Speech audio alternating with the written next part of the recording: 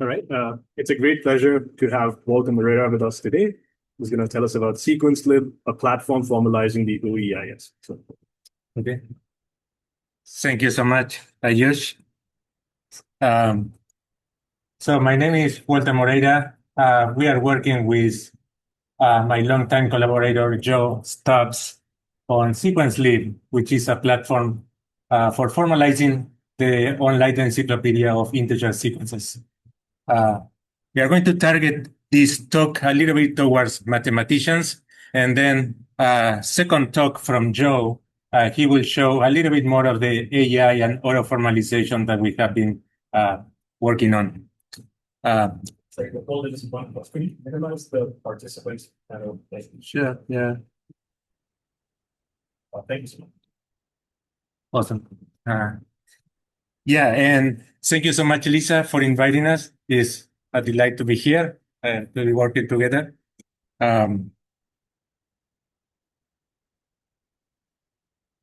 Okay, so first some acknowledgement, like I was saying, working with Joe on this project. And we have also been working with some collaborators, which include Lisa, where we have been working with formalizing some integer sequences related to the algebras, and particularly with the students, Pranav and Jungmin. And we have also been working with a team of Georgia Tech, which is Vijay Ganesh, relating more about auto formalization with him. And we have been getting help from TAC, Texas Advanced Computing Center. Joe will talk more about our affiliation there. Yeah, so let's dig in. This is the overview that I want to mention. Want to talk a little bit about the foundations of what it means to formalize something, and that includes particular Lean, what it means, the Lean programming language and interactive theorem prover, a little bit about MATLib and the OEIS, and then we describe the SequenceLib project into that framework. Where does SequenceLib fit into that ecosystem? These are the part that I want to stress a little bit more. I want to show a simple formalization of a very simple sequence where we show how SequenceLib helped you, how SequenceLib give you an scaffolding and tooling to help with the formalization. And hopefully we get to see a little bit more interesting sequence for mathematician, which is formalizing the counting of finite groups of order n. There are some interesting topics on the formalization. And then hopefully we can motivate some people to do your own formalizations and contribute to SequenceLib.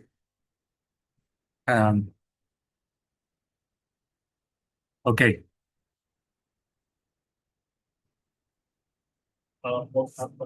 Yes. Okay. I'm going to ask this question first. Yeah. So it's so the intent of formalization, in my understanding, to check whether a mathematical argument is correct. So that's all I'm understanding. If there's a complex math paper, you want to really verify whether the 100-page proof is correct. Or the way to do it is to formalize it modulo the verify that. What's the implicit benefit of formalizing this sequence of numbers? So, for example, Fibonacci sequence, say the one sequence, what's the implicit benefit of having Okay, that's a good question. Actually, fits right there with this slide. Yeah, I will answer the second part of that question later when I show the example of formalization. But in general, let's talk about the benefit of formalization. So like you said, formalization means establishing with computational methods the truth and the validity of either mathematical statements that we are saying here, but it can also be software. It can also be the behavior of software. You have a specification formalizing that software mean mathematically proving that your software satisfies the specification. And that is a very good use case too. Now, some of the benefits that I want to stress here. Of course, confidence, in particular in the cases of complex mathematics, is a great use case. Actually, Peter Scholz, Fields Medal, is well known for asking the Lean community about formalizing one of his results because he wanted full confidence about that. Collaboration is another big aspect. We can then collaborate like we are doing here. even if we have different backgrounds, we can actually come together and work in some specific use cases. The programmability of the system relates to AI, because then we let AI work on that as well from kind of programmatic ways. And there's another one which has been very recent, a big topic, which is communication. Mochizuki has been trying to prove the ABC conjecture from a long time. I mean, he claimed that he proved it, but he has been trouble communicating his result to the Western world, right? And has been some breakup in communication.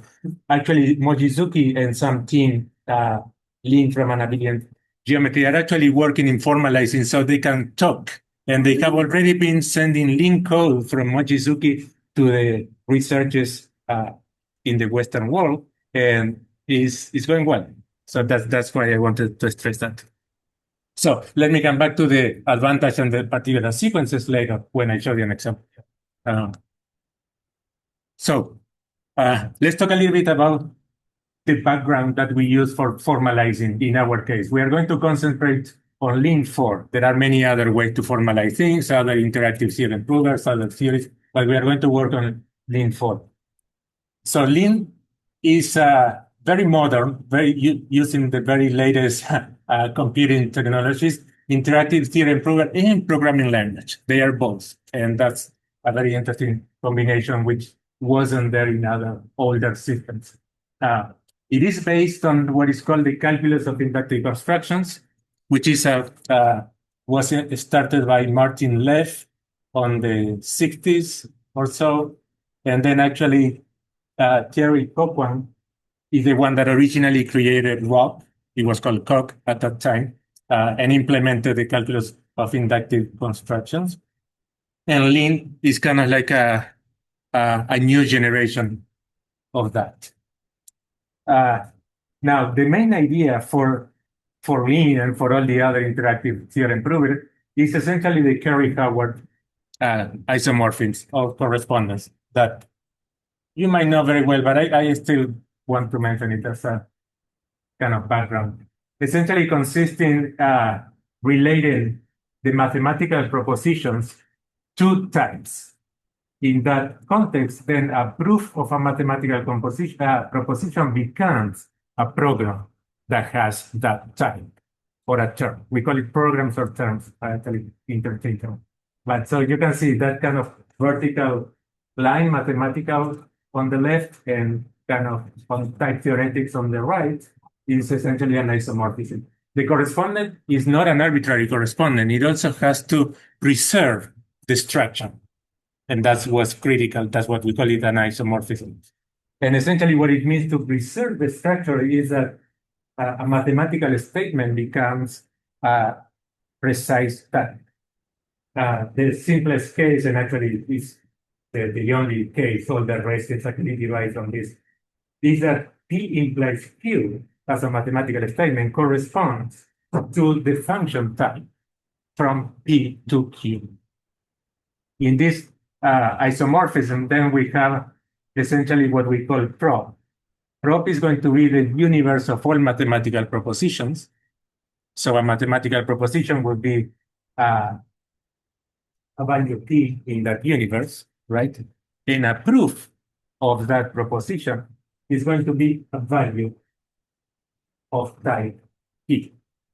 So that's what a interactive theorem prover does automatically for us when it wants to check a proof. So just to make this very, very, very concrete, I want to go through two examples in a very simple way. And what we are writing here is already strictly Lean, right? Hello. So let's look at how to prove very simple statements in Lean. We are going to use what we call a term proof. That means that we are going to explicitly construct the term that inhabits a particular type. That means we are going to explicitly create a proof for mathematical states. So the proposition here is P implies P. That is true, right? That's tautology. So the theorem in Lean is a function from the type P to P. how do I construct a function from P to P? That's what I'm asking them. I think like most people know, right? There is only one function that I can construct from P to P, which is the identity.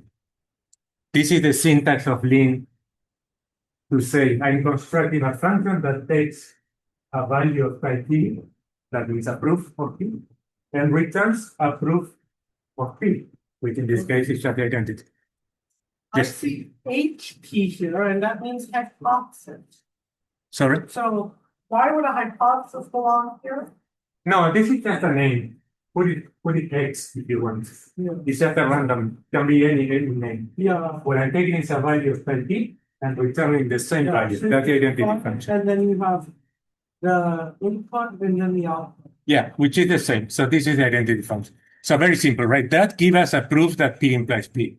Now let's look at a slightly more interesting proposition. P in Q implies P. This is also a tautology, right? So we should be able to prove it. So like we said before, we have to construct a function that takes a proof of P and Q and returns a proof of P. So that's going to be a function. We already saw before. Now the question is, what do we put there? What's going to be the function?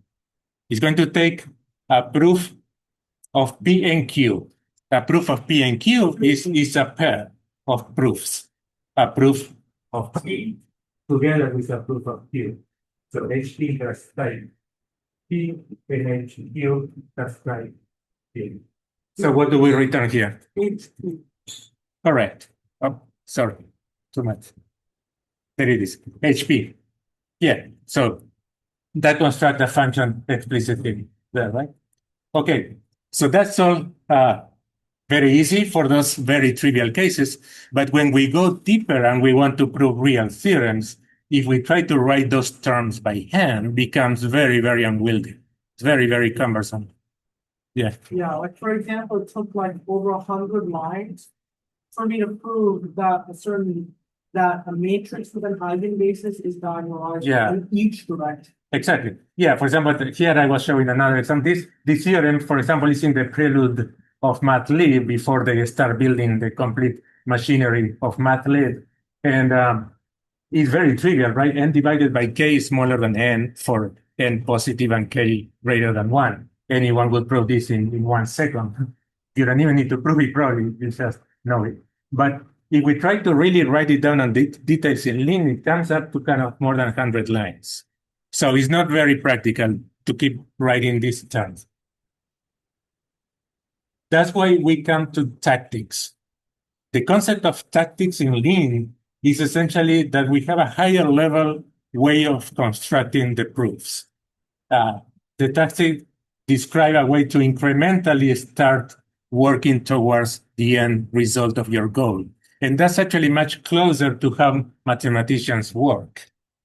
Let's take this theorem, again, the one that we prove explicitly by writing a function. This seems like it's even longer, but if we look at it from the mathematical point of view, it's actually more like we think, right? If I want to prove that P and Q implies P, I'm going to assume the hypothesis that P and Q are true, right? And that's essentially introducing the hypothesis H. Yeah. So and then if I know that P and Q are true, let me finish this one and then I answer it. If we know that P and Q are true, then let's take the left part of what I said, that P is true. And that is essentially the proof, right? A question, Pranav? So intro is whenever you're proving something implies something else. Yeah, usually when you have an implication, you introduce a hypothesis, which is assuming your precedent in that implication. Okay? So now, this is again very trivial, but we can go further because once that Lean is completely bootstrapped and running with all MATLib behind, that I will say more in a second, tactics become very, very powerful. Look at this example. Here, I'm going to prove the theorem, the classic binomial theorem, right, for real numbers. Again, this one anyone can, yes? Use count. Well, actually, let me finish and we'll see. So let's take two real numbers and we have to prove that the binomial theorem holds, right? So even if you use calc, you have to do somehow of a computation here. And there are a lot of kind of minds there because we have to use associativity, we have to use commutativity, which we usually don't think about, but in lean, it becomes like very, very annoying to work with. So look at the proof using tactics. Ring. So this is the proof in lean of this proposition. The emoji doesn't help to the proof. The emoji just to celebrate. So this is all when we have this knows how to operate on the theorem and construct the proof for any ring. Here I could have even any commutative ring, and that would work well. So the question that I would ask here is then how do we get lean to actually get to the point that a tactic works so easily, right? And the answer is that we reach mathlib. So mathlib is a huge library that the community has been working on, 100,000 of theorems or more. It has really more than 2 million lines of code. And they have covered already most of the undergraduate curriculum is already in mathlib, and they are introducing more and more research level mathematics. And that includes all the theorems and tactics to handle the most common mathematical cases. Now, it's extremely high quality code and it's very, very curated. Like when you do a PR to mathlib, it goes through a huge process, very detailed. And so it's becoming increasingly more difficult to create contributions to mathlib because the level is so high, right? Your statement has to be in the most general possible way, and that actually goes outside of the most common. I'll show an example later. You almost like you have to specify things in categorical sense, even if you're working on partial differential equations. So sometimes it's really high level. And also the maintenance of mathlib is becoming increasingly complex because it takes a long time to compile. It takes the architecture surrounding that is complex. So they are actually kind of making the PRs really be very efficient. All this to say that the level of entry for a student to contribute to mathlib is very high. So that's where we want to show some of the things that come next. Before doing that, let's do a little bit of context about the online encyclopedia of integer sequences. And then we come back to connect it with Lean. So surely most of you know or even have used the encyclopedia. It was created by Niels Lohan in 64, according to the introduction on the encyclopedia. It has more than 385,000 sequences with a huge amount of data associated to each sequence, including connections between sequences, including values, right? And it's really, really highly cited. See, more than 12,000 citations last summer when we wrote this slide. And they include a lot of data, for example, code, particular code to compute the sequences whenever it's possible, and even in different languages, Python, Mathematica, Maple, Gap, a lot of those things are included. Hopefully some days we can include Lean as well, and maybe sequentially could help with that. And actually, what is interesting is that there is a huge wide spectrum of mathematics shown in the OIS lib that ranges from very, very trivial sequences, like, for example, the constant 0, right? Everything is a 0. The Fibonacci sequence, let's say, very well-known sequences. The Catalan sequences, for example, that are connected to so many branches of mathematics, to to more complex stuff, like for example, you can express some open problems in terms of sequences and say, okay, this sequence vanishes if and only if this open problem is true. Like here is an example, and then you have expressed that in terms of the OIS. Some sequences that actually have interesting connection to modern mathematics, like for example, the one that we are going to show, the groups, the number of groups of order n, and even up to the point of sequences that become eventually independent of set theory. So there are sequences like the busy-beaver number that at some point is independent of mathematics, whether we can say busy-beaver of 300 equal blah. So we will never be able to answer that, at least on CFZ. You have to increase the C. So yes, all this range is there. Yes. It says that the sequence that involves modern math algebra deep results, the finite groups one, it somehow became sequence number 1. How is that even possible? Yeah, the tagging system actually doesn't have any relation to the complexity of the sequence or the content, the mathematical content of the sequence. Would be like something really simple. No, yeah, the tagging system is not related. It's just a pure tagging. Do you know if it's chronological? Like, is it the first sequence? No, actually, there are older tagging systems with different numbers. If you go to the encyclopedia, yeah. Okay, so with that context of the OEIS, bring us back to Lean.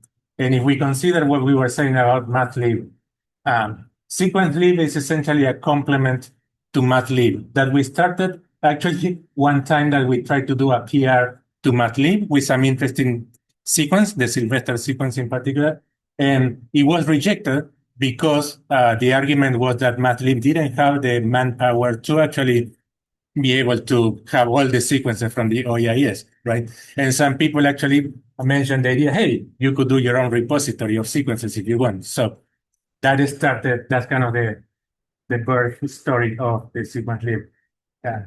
So in our case, what we would like is to formalize the sequences of the encyclopedia. And so let's talk about what it means to formalize the sequences, because that's the example that I'm going to show after this. Formalizing the sequence means providing a function from natural numbers, that means for every n equals 0, n equals 1, n equals 2, etc., to either n to the natural numbers or to the integers. The reason is that sometimes the sequences are signed, have plus and minus signs. So in that case, we want the integer, but most of the cases just the natural numbers. Here is an important point. Sequences many times have more than one definition, particularly when they have interesting mathematical objects behind it. So in those cases, sequence-lib want to have theorems that prove the equivalences of those functions. And we also want to have theorems about the initial values of the sequence. What we mean is, hopefully, we want to have sequences for all of the values that show up on the encyclopedia. Right? So this is essentially the most basic concept of formalization for us. If you provide these three things, then the tooling, the capabilities of sequence-lib, the scaffolding, give you automatically these other benefits. So it gives you your sequence included in a library that then can be used as a standard Lean project. You can get automatically generated theorems of values. And you can get a very nice website with a sequence displayed. And very soon we'll actually have a SQL database with all the information automatically created from the Lean code that could be queried from Lean as well. So that will provide us with extra tooling for the AIs to do things, or to do meta programming and handling all those values and do some interesting things. We could actually handle all the OEIS programmatically. And one of the interesting things that sequence-lib provide is a new tactic. Remember, tactics are things to construct proofs. So this tactic actually works to auto-generate theorems of values for many of the sequences. And Joe will expand on the second top of this. I'm saying that the other generation seems. Well, actually, Something to avoid. I let Joe say that. Yes, because yes, and let me show you on the example.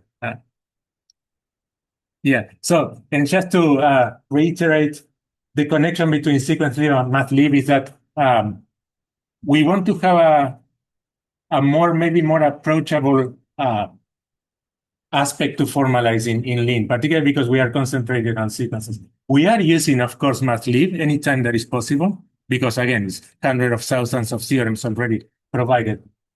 But we are not interested on the most general way of establishing facts. We are interested in the sequences themselves and any mathematics surrounding. So any mathematics that is able to allow you to define the sequences or to prove values, that is very welcome in sequence-lib. And that makes a much lower threshold of entry for a student to start contributing. And hopefully I will motivate you with some projects at the end. And of course, any mathematics that comes from here, if it is good enough or approachable or useful for mathlib, it could result on a PR. So that's also a motivation. This is what we get essentially when you can go to provables.org/sequence-lib and you get a website with where you can search the sequences, and each sequence has its chart that has the values, and you can browse the theorems. So what we have right now in terms of sequences, we have a few sequences handcrafted, which you might think they are very few, but we are very proud of this particular sum that I'm going to show you. And actually, we learned a lot from that.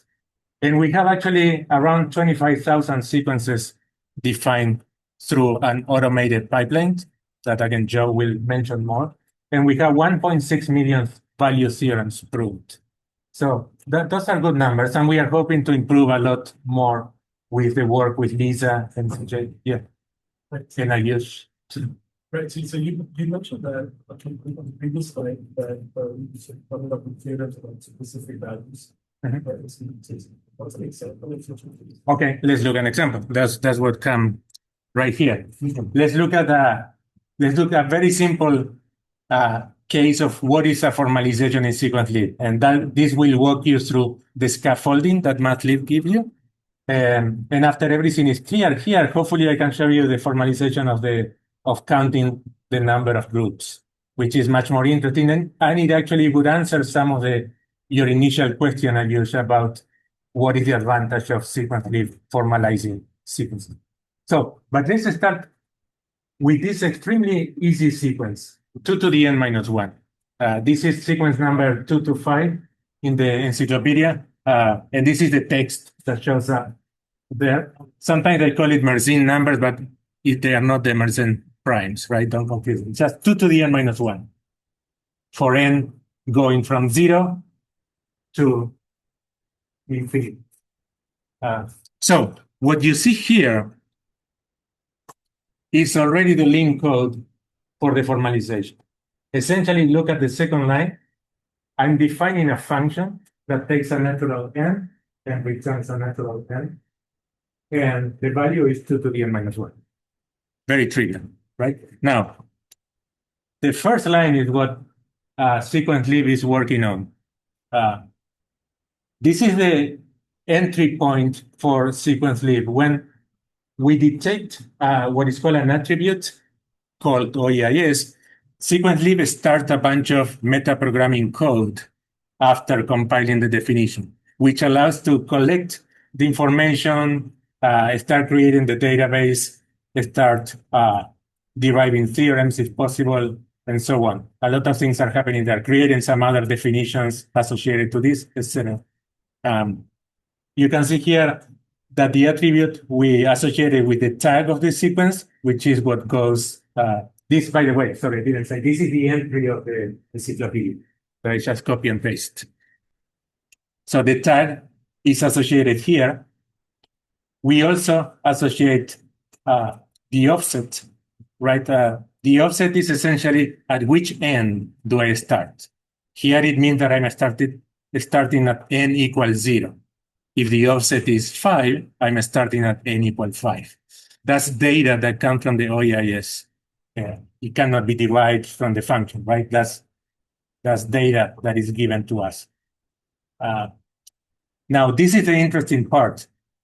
Here we say we are asking sequence lib to try to automatically prove values for this sequence. That means to create theorems that for n equals 0, the sequence is 0, for n equals 1 is 1, for n equals 2 is 3, and so on, up to a maximum number of 100. That maximum number is arbitrary. We can increase it in the future, but for now, it's that. And yeah. So I've attended this talk before, so I've seen this study before. And the question that I had then was that, what is the proof of, say, in 20 equals this large number? What is a real proof of that movement? So the naive proof would be, well, just calculate. Yeah, that's a very good question. That's a very good question. And let me show you. I have an example here. I'm not printing the proof, but let me show you. Yeah, give me just 1 second to finish this one. This is what it looks. For see here, I'm showing this is an auto-generated theorem. I'm doing a check of Mersenne number 33. That means for n equals 33, this is the value. So this theorem was created automatically by the divide equal true. And here we see the statement, right? We are not seeing the proof. Now, you can go to sequence lib and do print, hashtag print, Mersenne number 33, and you will get the term proof for that. It would be longish, most likely. What we are doing in this case, most likely, the OEIS tactic is actually doing a decide. There is a tactic called decide. Then whenever a function is computable, you can actually, like you say, evaluate it, and Lin keeps track of that and construct the reduction to make it equal to the one. Yeah, but what we need to address, like the question might be, what's the difference between giving a term proof or a tactic proof versus letting the compiler compute the value and see that it's really the same, right? Yeah, if that's the question. So letting the compiler evaluate the function is not a proof, right? If you do an eval, for example, of this function and you get a number, that doesn't give you a proof, because if it were, you will be trusting the compiler. And that actually introduces a new axiom that is called actually trust compiler. Right. So if you do print axioms of your theorem, you would get the usual 3, choice, quotient, prop x, and trust the compiler. So we don't want to do that. Right. So it's not always the case that evaluating a function, being able to evaluate it, give you a proof. So we have to. So it's not the same as saying, oh, we compute this with no errors and we're very sure it's correct. It's more like there's a mathematical argument to the way that Exactly. procedure. Inside the type theory, you are able then to construct the term. Yeah, Renan? Yeah, so I already constructed one tag with an integer sequence, and now I'm trying to use the check tactic, and it doesn't seem to be working. Okay, So we can check it up later. More. Let me finish the description, and yeah, we can work on the details of that.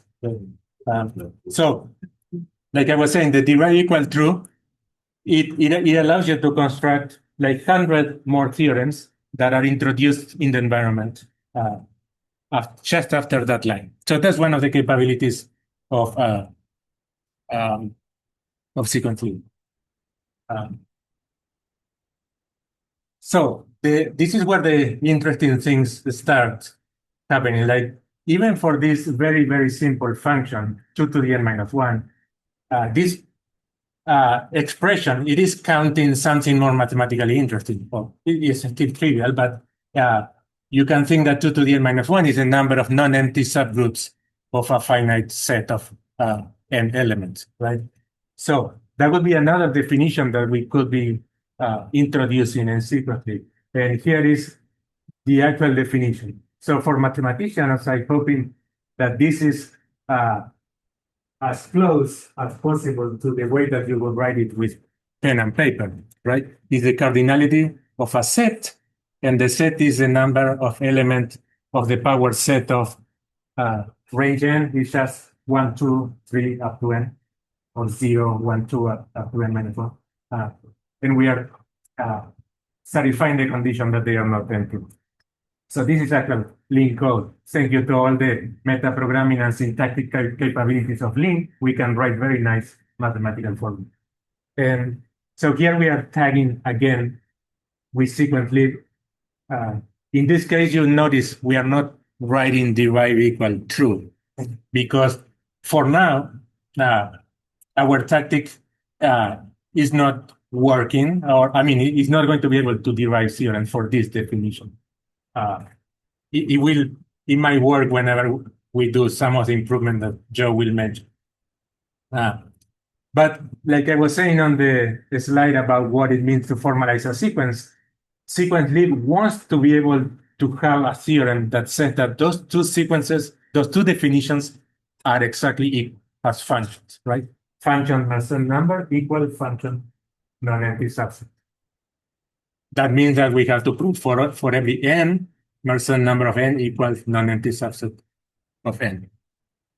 And we do have this one. Kind of auto-generating this type of theorems is slightly more complicated. The reason there is that usually they require some type of induction.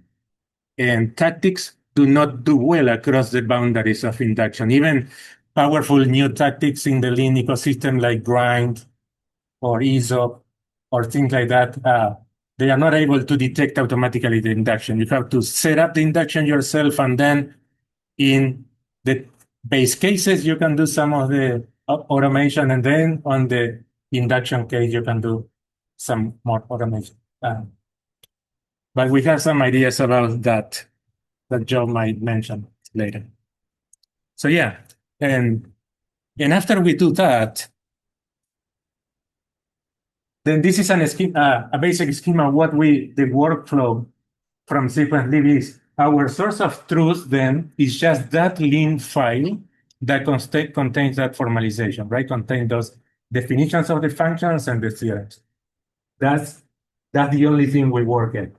And from here, we produce automatically the website, what we call maybe the sequence card with all the values and theorem described. And we also construct the usual documentation that using the tooling from Lean.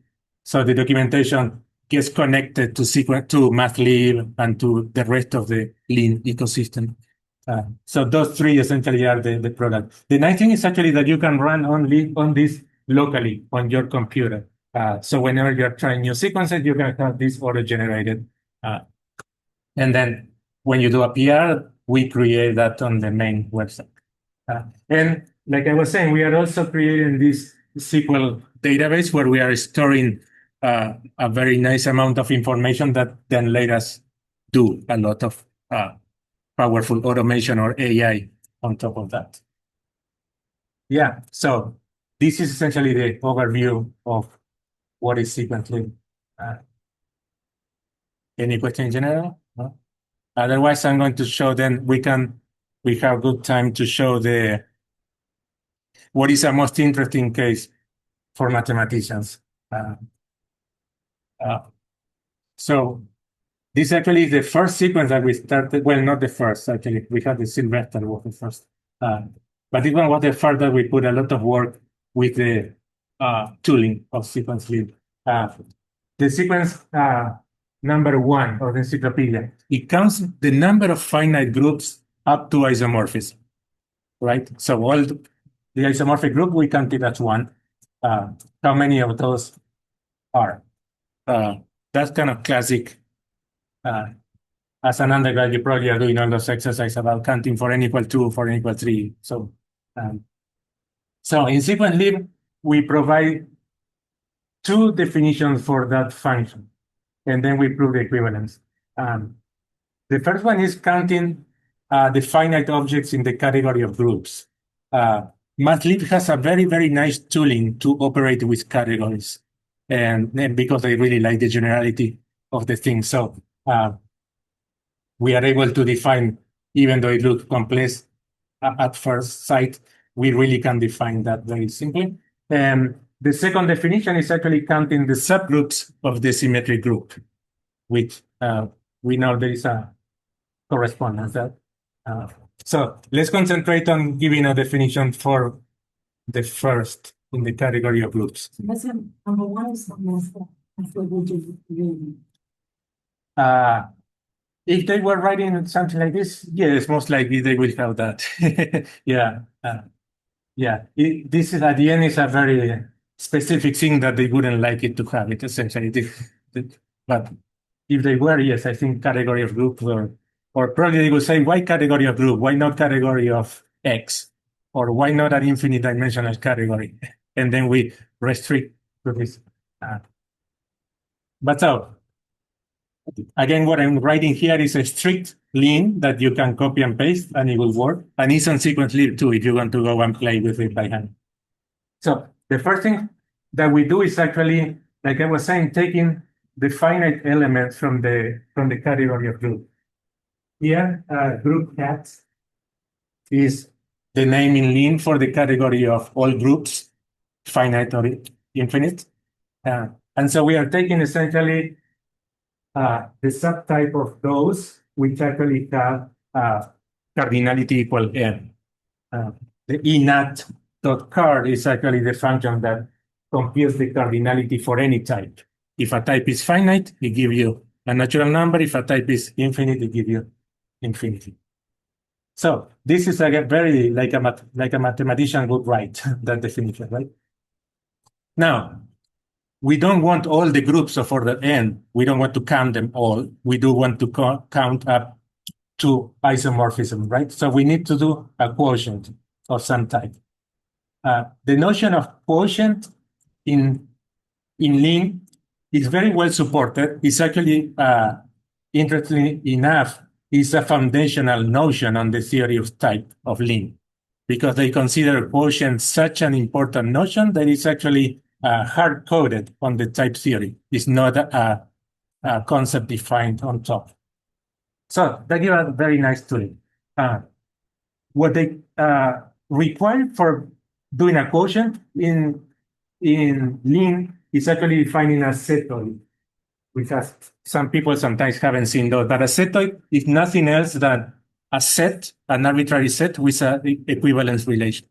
So the two components that you need to do a quotient, and that's all there is. So what we need to do is to define the quotient that we are going to do here. And what you would expect, right? The relation is going to be two groups, G1 and G2 are related if the type of isomorphism between the two is non-empty, right? If there is an isomorphism between G1 and G2. This is a very nice way to avoid exponential quantifier. And then the three lines that you see here is simply the proof that there is an equivalence relation. And this is, you see, there is not much here other than a lot of syntactic symbols, because we already have so much tooling in Lean. For example, proving that it's reflexive is already a theorem provided by the category module. Symmetric and transitive is all included there. If we have G1 isomorphic to G2, then G2 is isomorphic to G1. We can claim that already by theorems in Matthew. So this defines an equivalent relation on the groups of order n. And then, like a mathematician would do, we shall take the quotient. So this type now, the non-isofinite group, is the quotient of the finite group of order n by that equivalent relation of pin isomorphics, right? And then the definition of our sequence, this is going to be our sequence from n to n, right? Is simply the cardinality of that set. So at the end of the day, if you look at this, it's exactly what you will do in pen and paper, and this is why we like to show the power of MathLib. And in a way, it's easy to define, even though these are kind of higher level concept of algebra, or at least more than elementary functions. It's very easy to write them down in Lean. And there are many other cases which I wish we had time to show. For example, the busy beaver numbers that I was mentioning, that they are very complex, they are non-computable, they become independent of CFZ and so on. They can still be defined in a few lines of Lean. Once you have Turing machines, once you have the machinery of MATLAB, they are a very simple definition. Now, proving values for that, that's another story. But speaking of non-computable, you can see here this non-computable, and I wrote, don't worry too much about this, because we do know that this function is computable in the mathematical sense, right? The non-computable here, yeah, give me a second. The non-computable here, it means simply that Lean cannot produce executable code for that. And the reasons usually are it's not a blocker on the theory, it's just some of the definitions down the line from this, they sneak the axiom of choice, or they sneak some higher level universe that those get erased by the Lean compiler. So it cannot produce code. There may be a way to express this that can produce code, but then you have to go and rewrite the definitions even on MATLAB. A classic example is the polynomials. You all know that we can write polynomials very, very computable, so easy that we can compute them in Python or Mathematica and all that. But in Lean, they are non-computable, as they are now. So we cannot do an eval of a polynomial, of the addition of two polynomials, unfortunately. Yeah. Now, about the busy beaver sequence, the only definition I've seen involves an infinite recursion. How does Lean deal with infinite recursions? Yeah, well, it should be a terminating recursion either way, right? We don't have the definition here, so I don't want to get into details, but we can talk more later. There's an easy way, finite way to define that for every n. So, just very quickly, do we do up to 50? Up to 1050 or? Okay. So very quickly then, the second definition, I'm just writing out here because it's very similar. Now we are counting the subgroup of the symmetric group in kind of the same way, writing a quotient in almost the same way. It's very similar. But the interesting thing is actually that how to prove that those two definitions are equal, right? And this, you probably know, it depends on the Cayley theorem. Every group is isomorphic to a subgroup of Sn or S infinity, depending. In actually, MATLAB already has that theorem, even though like I was saying, in a very generic way, which becomes slightly difficult to identify that this is Cayley's theorem. And actually, anecdotally, we had trouble at the beginning because we couldn't find it. You search for Cayley's theorem, and there's no mention of Cayley's theorem other than in the comments.